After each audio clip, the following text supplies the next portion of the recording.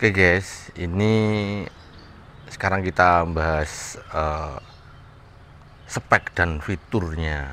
Jadi LN2 Pro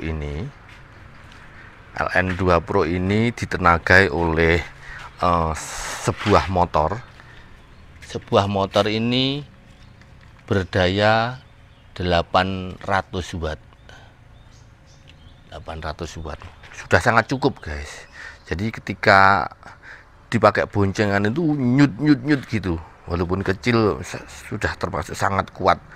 Terus kemudian remnya masih drum brake, jadi masih pakai tromol.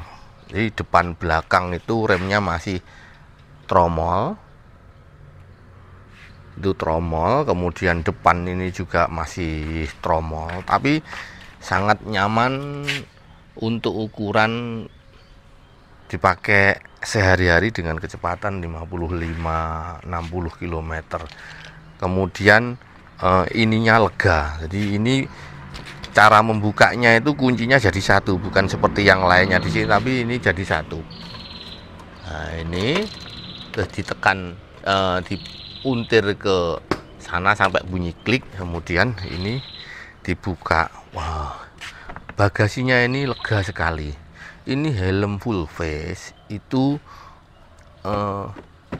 cukup muat.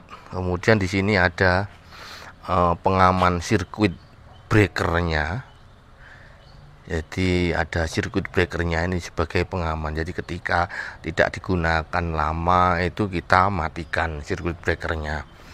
Terus kemudian sadelnya ini empuk, lebar dan empuk.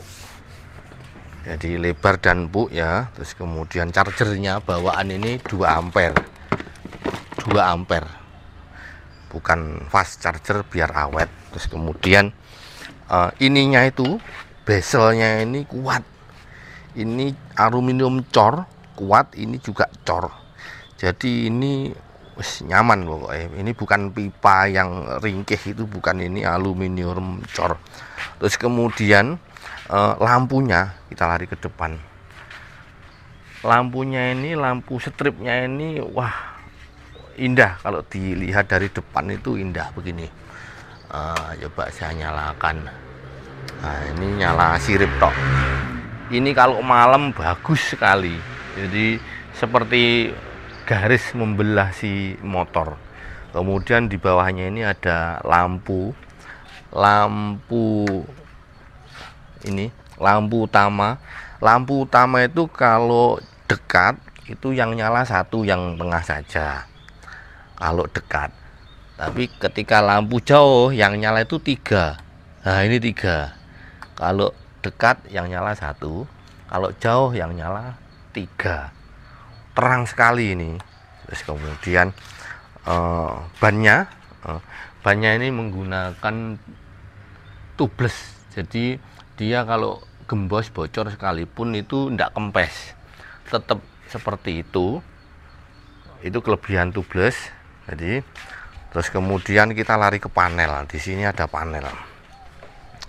Kita akan mengenali fungsi-fungsinya. Jadi ketika mau berangkat itu selalu defaultnya di mode parking. Mode parking ini belum bisa ready. Ini ada ready. Ini kalau kita tekan baru ready. Parkingnya hilang baru ready. Kalau ini kita sudah bisa menggunakannya. Kita untir gas itu sudah jalan, lari. Kemudian di sini ada ini pengatur kecepatan.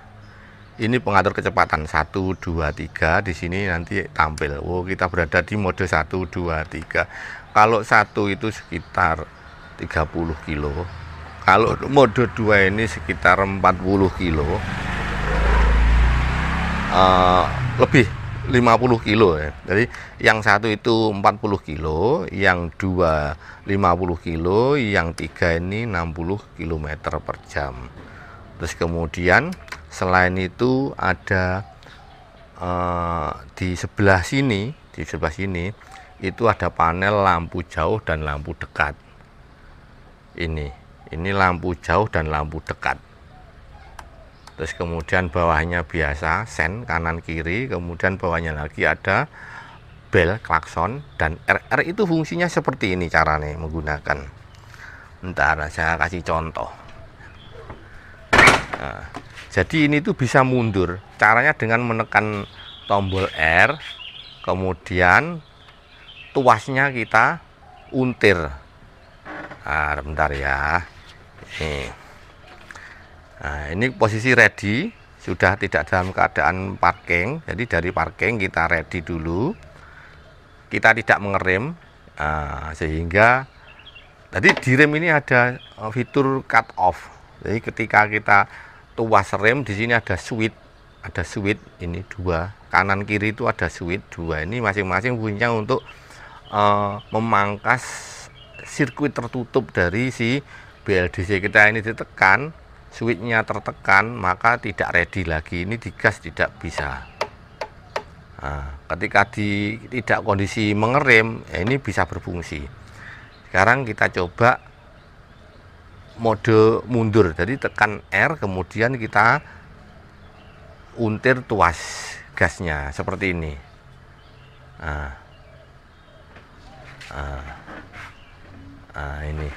Ini tidak segegas waktu maju guys tenaganya. Jadi dibatasi hanya 5 km per jam, sehingga apa, walaupun gas itu kita puntir mundur ke belakang, itu kecepatannya hanya 5 km per jam.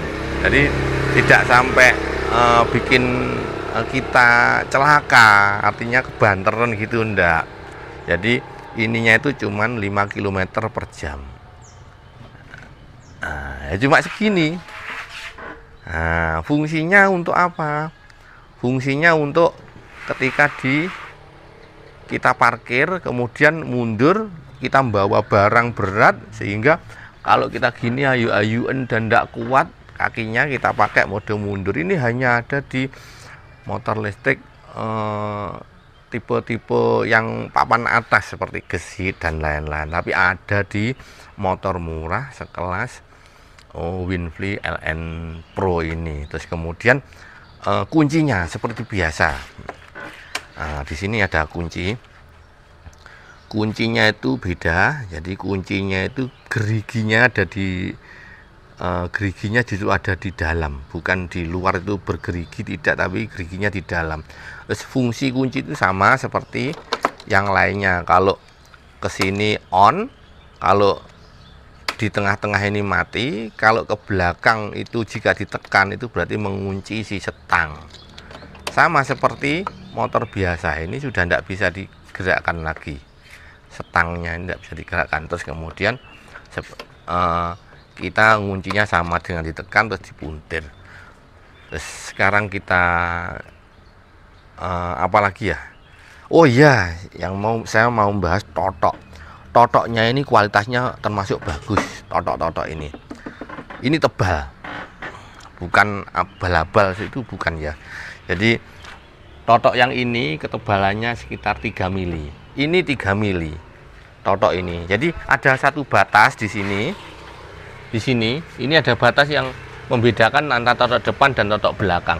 Totok depan ini 3 mili bener, tapi yang belakang ini 4 mili guys.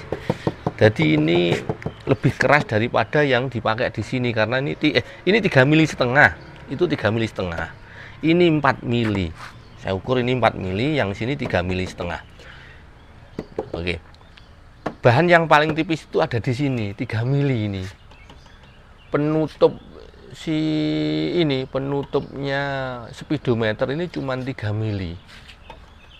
Ini yang paling tipis.